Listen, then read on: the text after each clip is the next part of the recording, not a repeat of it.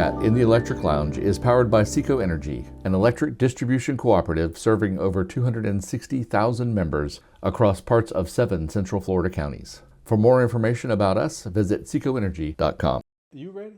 Are you ready? I'm ready. All right, let's go. Well, welcome back to Power Chat in the Electric Lounge. I'm your host, Curtis Wynn, and today's conversation is all about building for the future, SECO Energy's future. We're discussing the recent groundbreaking ceremony for our new facilities, updates on SECO Energy's expansion and improvement plan, and how these investments will help us continue delivering reliable, affordable, and innovative energy services for our growing member base for decades to come. Joining me today is Brian Knappenburger, Director of Facilities Management and Fleet Services here at SECO Energy. Brian has played a major role in helping shape the vision and planning and the execution behind these exciting projects. Brian, welcome to the Electric Lounge. Thank you. Thank you, Mr. Wynn. I'm glad to be here, excited to talk about these projects and what they mean for SECO's future. Well, you know, Brian, SECO has served our members exceptionally well for decades. Our service level is among some of the best in the nation. But many of our existing facilities were designed for a smaller cooperative and it was in a very different era of operations. And with your background in facilities and the career that you've had before you got to SECO, you know a lot about facilities. Can we start by just talking about the condition and age of some of our current facilities, and from your perspective, what did you think when you first walked in and took a tour of the facilities? They've served us very well during this time. They are older. They need some love as it is. Technology has advanced. We've grown. Our workforce is larger, and member expectations have evolved. So we need to keep up with that. These buildings, they've done a wonderful job up to this time, but we've recognized that we need to improve them, and we need to do that for our members to make the services that much better. Yeah, but before both of us actually started our career here at SECO, we know that in the past there's been a lot of improvements. Yes. But you get to a point where you just can't patch up anymore. Would you say that's part of what you've noticed that you've been here? 100%. That's very correct. There's a point where you're it's not effective or efficient with your money or anything else to keep adding on or modifying to an existing building, and we're well past that. Yeah. Well, before we go much further, let's give our listeners a quick overview of the 3 major facilities included in the expansion and improvement plan and exactly where they're located. Okay.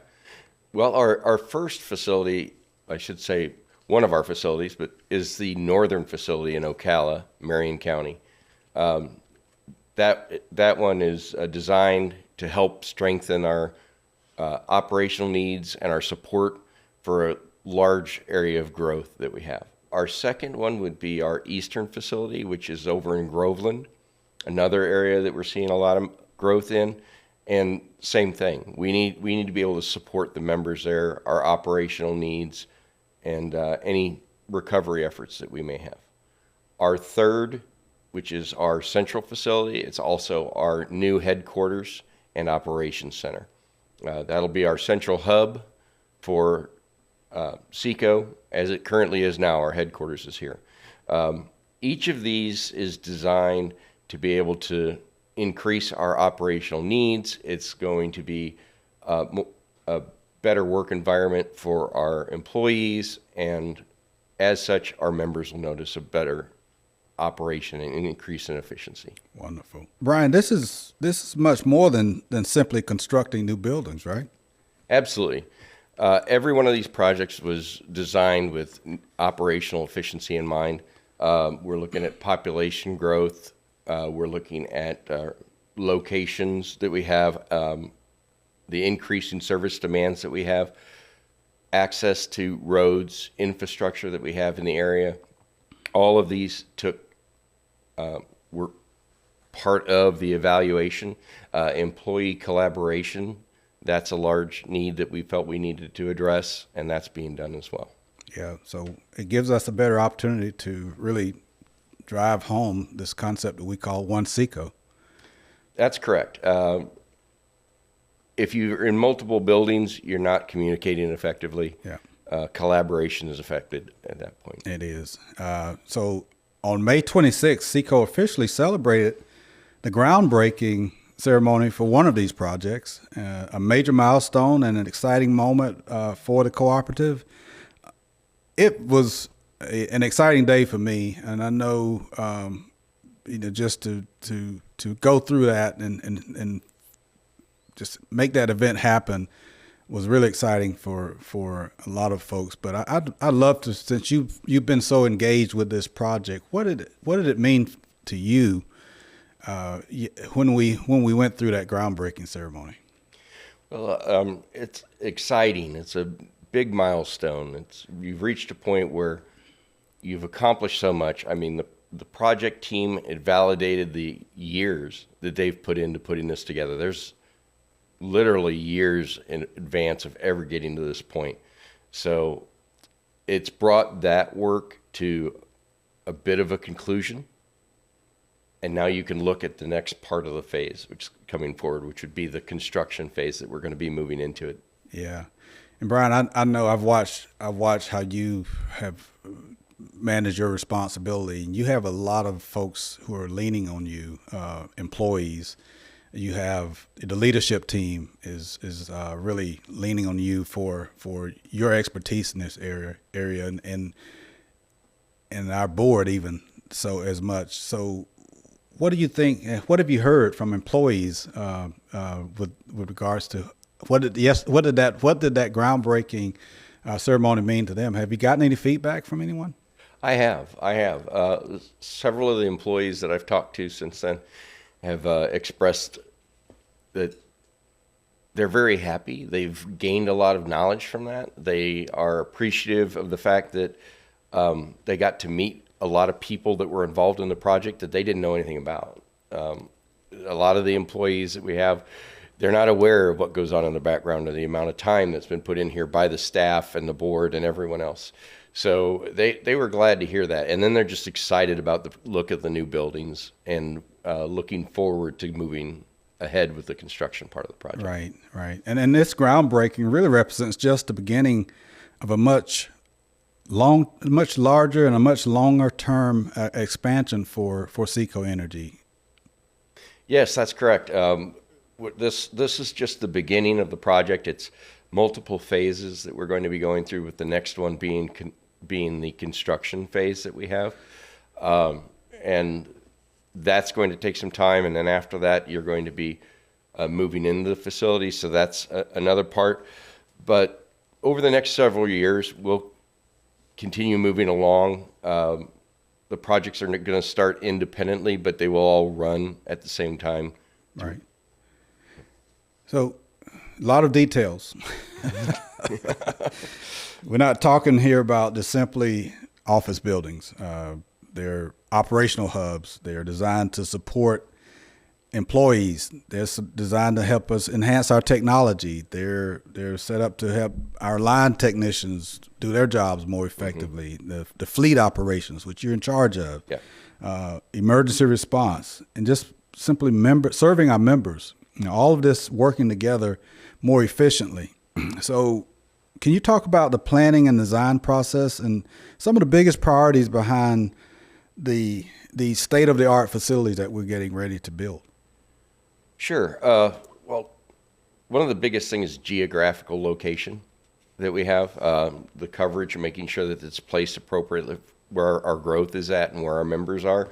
Operational accessibility is a big thing. The infrastructure being in place, the long-term expansion that we have, making sure we have room for growth in the future. Environmental concerns, those are all things that we have to and have looked at, taken into account moving forward. And in the locations were selected using those items as a strategic roadmap. And then we were looking at it in regards of the dispatch operations that we're going to have there, the fleet services. We've got warehouse operations that are there. Everyone within the company will have a seat in one of these new buildings. And so we're making sure that it works for everyone and it's collaborative. So everyone has an opportunity to meet everyone. Yeah. So everyone, meaning 535 employees as we speak today, and it's a growing number. Growing number. And we've designed the building for that growth as well, right? Yes, we've designed the buildings for the growth. We have them planned out at a 5-year plan.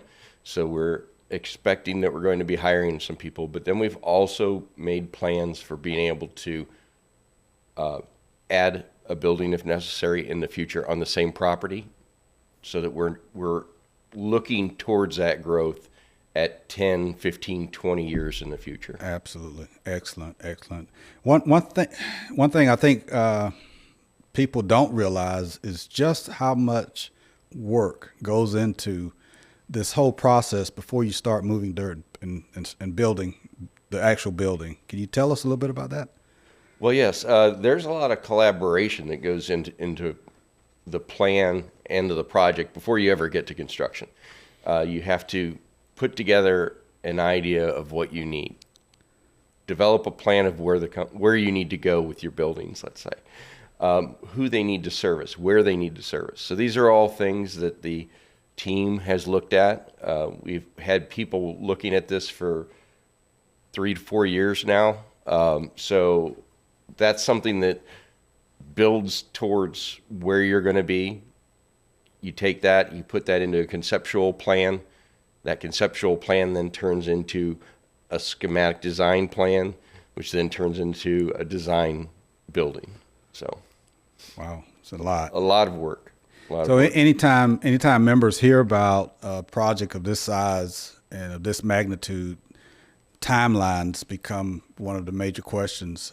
Can you tell us a little bit about the timelines for these facilities as we move into this next phase? Well, I can tell you that in our Eastern Operations Center, we're expecting construction completion in the fourth quarter of 2027. Our Northern Operations Center, we're expecting to see the construction completion the first quarter of 2028. And our Central Operations Center here, which we will begin moving dirt and working on the site work of the facility end of June, middle of July, and complete that in the third quarter of 2028. Wow. Yeah. It's getting real, isn't it? Like we say, it's getting real, yes. Let's fast forward. Once we get completed, what practical improvements do we think we'll see, or what did you expect for two groups? Mm-hmm. One, our employees, and second, our members.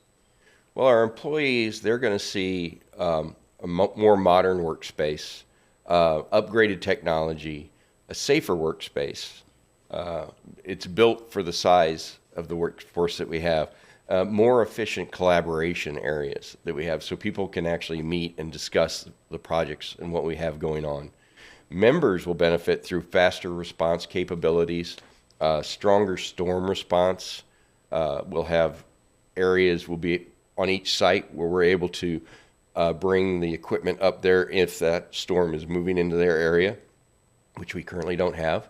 There'll be an infrastructure that is stronger and more resilient during the not only storm events but also every day. Yeah. So I'm sure that includes a lot of technology enhancements that will also enhance the way we operate. Would you tell us a little bit about some of the technological aspects of the new facility that we could expect? Absolutely. So we'll be having advanced communication systems in these buildings, operational monitoring, fleet management software. The dispatch centers that we have are going to be brought to the modern style, so they'll have a lot more technology-driven abilities than our current systems have. Wow. Exciting. Very. Now, throughout this process, one message has remained clear, and this expansion and improvement plan, that message is that this plan is ultimately a commitment to our members. Before we wrap up today, what message would you most like SECO members and employees to take away from this exciting new chapter for SECO and its history? Well, I think I'd like them to understand that this investment in SECO is all about SECO's future reliability, strength, and preparedness for the future. These projects represent years of collaboration between team members, board members, city, municipality members. All of this is designed to strengthen SECO and make us more reliable, more resilient, and more efficient in our operations. So, Brian, thank you again for joining us and sharing more about this exciting investment in SECO Energy's future. And thank you for our listeners for tuning in to another episode of Power Chat in the Electric Lounge. As construction moves forward, SECO will continue providing updates on key milestones, project progress, and how we're building for the future while continuing the reliable, member-focused service our communities depend on every day. To learn more about SECO Energy's expansion and improvement plan, including project background, conceptual renderings, timelines, and ongoing updates, visit future.secoenergy.com. Until next time, I'm Curtis Wynn, and we'll see you in the Electric Lounge.